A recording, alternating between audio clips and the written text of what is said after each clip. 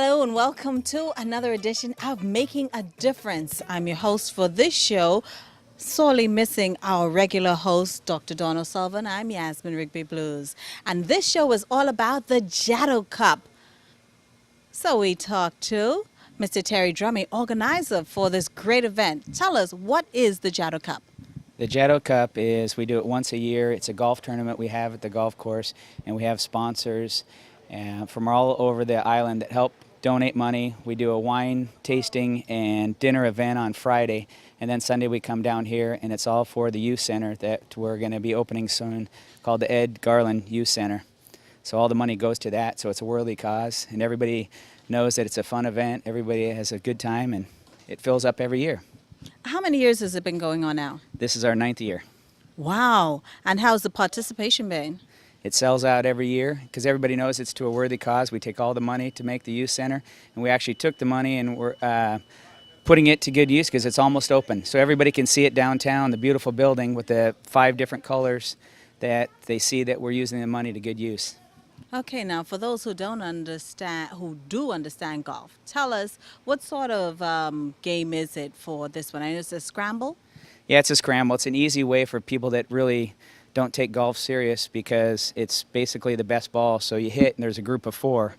And so if you put one in the bush, it's no big deal. You use the person on your team that hit the best ball. So it makes it fun and easy going. Now today we've had a lot of challenges. We've had more rain this time around because I've been around for a number of Jadot Cups. We've had more rain, I think, this time than any other. I'm soaked twice, but it was the bugs. The bugs were horrible. But that's life. Everybody stuck it out because they know it's to a worthy cause, so it really worked out okay. And how was the course itself? It was okay. It held up. The course looks fantastic, so it was really nice. And how do you think you did this year?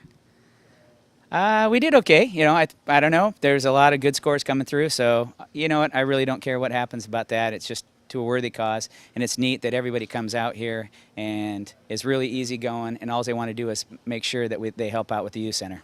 Okay, and we've raising funds through the golf game, and we are also through a raffle. Well, there's a couple ways. We had the Friday night, the wine dinner at Au Soleil, and they auctioned off houses on the island. And what that did is people could actually bid on different houses. There was 8 of them. And the people that owned the houses were going to cook them a dinner. They actually brought a menu towards them, and that raised a ton of money. I can't remember the exact number, but I think it was $35,000. And then we had sponsors on the holes here. That's another way. And then also we have a raffle that we're going to do in about an hour if you bought a raffle ticket. So those 3 ways, hopefully we're going to be able to make $50,000, and that's going to go all towards the youth center because it's almost done. Now all we got to do is fit it out. Fit it out. That's right. I was about to ask. We have a number of small places, and we're trying to put the furniture in now. The furniture, computers, the music room, there's all sorts of stuff. We want to build a basketball court. So there's a lot of things we can do. But if you go downtown and you see it, you'll be really impressed. It's really nice. Oh, thank you very much. Thank you.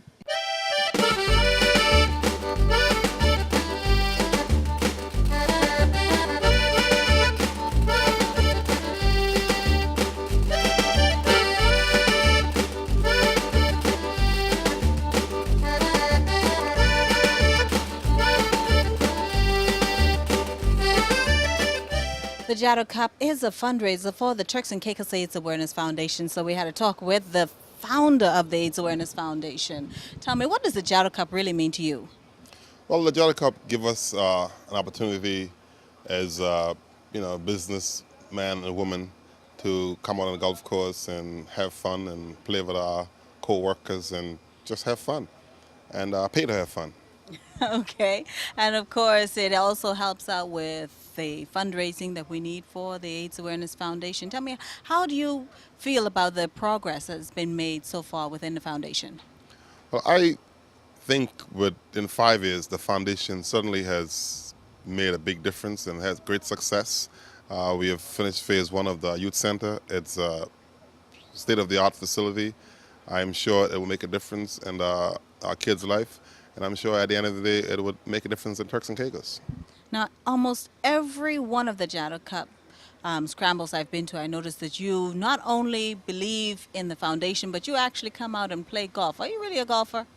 Well, I'm a golfer, want to be, but I believe that sometimes if you believe in something, you support something, you just can't only talk about it, you have to take part in it, and that's why I try to take part in. Actually, I've played in all of the scrambles thus far, and as long as God allows me breath, I'll try to be here for it. What are your real true feelings about what the AIDS Foundation is doing?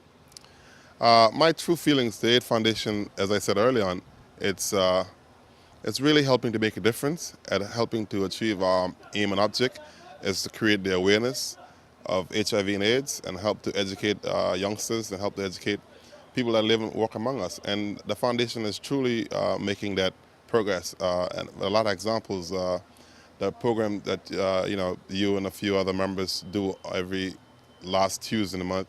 I think people look forward to it. It's educational. It share the islands with people. It has share people who live in our community to get them involved. And I think it's doing a great job. Okay, and where do you see it going over the next few years? Well, I see the AIDS Awareness Foundation having been responsible for building youth centers throughout the islands, throughout the nations. I see it as being a beacon within the Turks and Caicos, and after that we'll be going to the rest of the Caribbean. I see the foundation will at the end of the day be known for helping to take away all the stigma of HIV and AIDS and help to educate all our young people that probably another 20 years, HIV and AIDS will be a thing of the past. Thank you very much. Okay.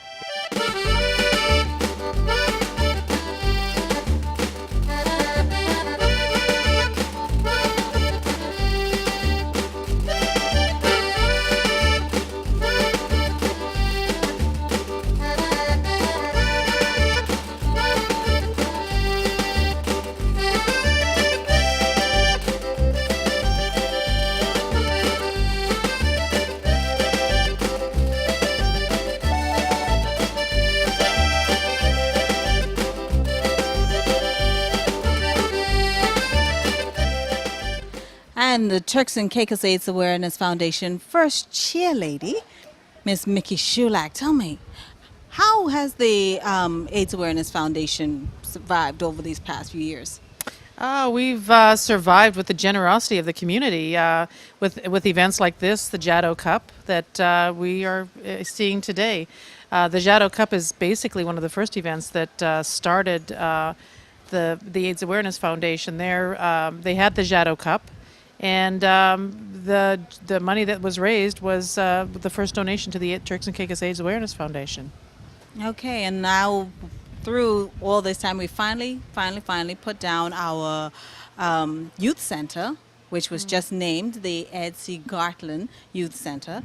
And how do you see this coming on? This is probably one of the proudest moments in the Turks and Caicos AIDS Awareness Foundation is the Edward C. Gartland Youth Center. We, through contributions like the Jadot Cup, the horse race night, and other events that have happened, the Premier's Cup as well. We've had donations from that, and from the community at large. We are, and have been able to have the youth center built, and the youth center is finished. We're in need of furnishing it. We've got the structures up. And Megan O'Reilly is going to be the director of the youth center. She just came back from Africa she took a course in the grassroots soccer course that was there. Okay, and what sort of activities can we look forward to at the youth center? We're looking forward to over the summer a numerous amount of activities, and to be honest with you, Megan and I are supposed to be meeting in the next week to go over some of the stuff with the rest of the directors. So I think that we'll leave a little mystery for the audience right now. Okay, well, we look forward to seeing the Edward C. Gartland Youth Center opening any day soon to the entire public, and I know it's absolutely beautiful. Yeah, we'll be having our grand opening mid-July, and we look forward to the community and thank the community so much for all of the support that they've given us to this point. All right, thank you, Mickey.